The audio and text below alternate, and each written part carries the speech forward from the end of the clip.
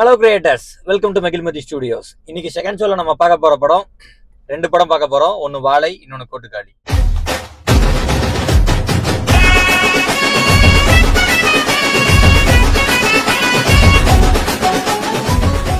வாழையை பொறுத்த வரைக்கும் ஆடியோ லான்ச்ல அவ்வளவா ட்ரெய்லர் லான்ச்ல அவ்வளோ பாராட்டப்பட்ட படம், எல்லாத்தாலையும் ரொம்ப பாராட்டப்பட்ட படம்.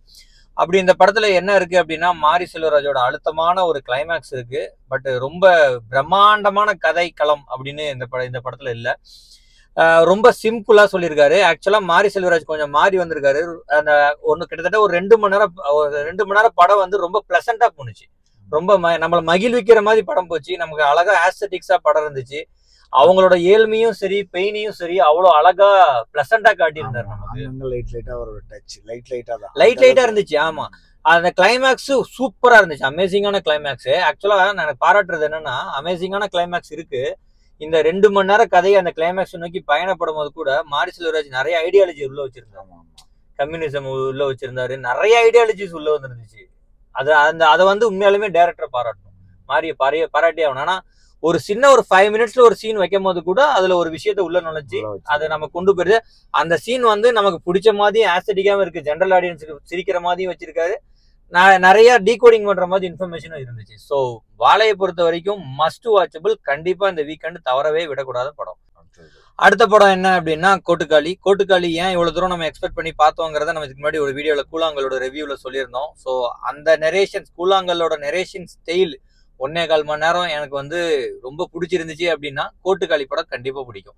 கோட்டுக்காளி படத்துல அதை தாண்டி நமக்கு ஸ்டார் காஸ்ட் இருக்கு. ஆனா பென் இருக்காங்க, சூரி இருக்காங்க. இவங்க 2 பேர்த்தோட நடிப்பு அட்டகாசமா இருக்கு. வேற லெவல் ஆக்டிங். 1.25 மணி நேரம் சூரியும் சரி, ஆனபெனும் சரி, இதை விட பெஸ்டா இது நடிக்கவே முடியாது. சூரிக்கெல்லாம் கிட்டத்தட்ட இந்த படம் அவார்டுக்கே போற அளவுக்கு ஒர்த்தான படம். வேற லெவல் ஆக்டிங். இன்னொன்னு மியூசிக் இல்ல அப்படிங்கிறத நான் உண்மையிலே பயந்துகிட்டு தான் வந்தேன். ஏன்னா என்னடா மியூசிக்கே இல்லாம ரொம்ப உட்காந்து தலைவலி ரேஞ்சுக்கு வந்துருமோ அப்படின்னு பயந்துட்டு வந்தேன். பட் ஒரு இடத்துல கூட நான் ஃபீல் பண்ணவே இல்லை மியூசிக் இல்லைன்னு.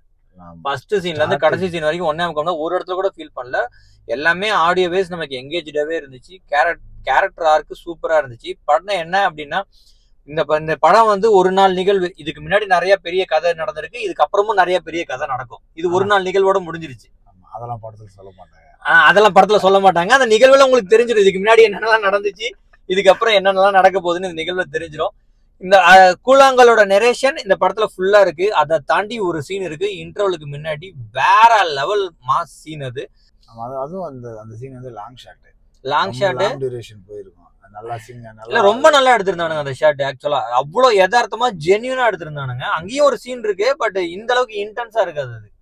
அது எல்லாமே இந்த படத்தை பார்க்கணும்னா ரொம்ப பெரிய ஒரு பொறுமை கண்டிப்பா இல்ல. அதுக்குதான் நான் ஃபர்ஸ்டே சொல்லிட்டேன், கூழாங்கல் பார்த்து அந்த ஆடியன்ஸ்க்கு அந்த நெரேஷன் பிடிச்சிருந்தா போதும். கதைக்களம் வந்து மாறிதான் இருக்கு. அங்க பேசின பெண்ணியமை இங்கேயும் பேசியிருக்காங்க. அங்க பேசின ஜெண்டர் இன்இக்வாலிட்டியை இங்கேயும் பேசியிருக்காங்க.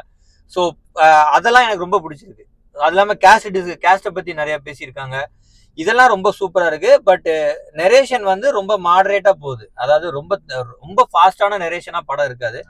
அது மட்டும் நீங்க பொறுத்துக்கிட்டீங்க அப்படின்னா ஒரு நல்ல படம் பார்த்தது. ஒரு மாசான இன்ட்ரோல் பிளாக், சூரியோட நடிப்பு இன்ட்ரோல் பிளாக்லயும் சரி, கிளைமேக்ஸ்லயும் சரி சூப்பரா இருக்கும். கண்டிப்பா பார்க்கலாம். பார்க்க தவிர்க்க வேண்டிய படம்லாம் கிடையாது. நீங்க கண்டிப்பா உள்ள உட்காந்துட்டு அந்த நெரேஷன் ஸ்டைல் மட்டும் உங்களுக்கு பிடிச்சிருந்துச்சு அப்படின்னா கண்டிப்பா என்ஜாய் பண்ணிட்டு வருவீங்க.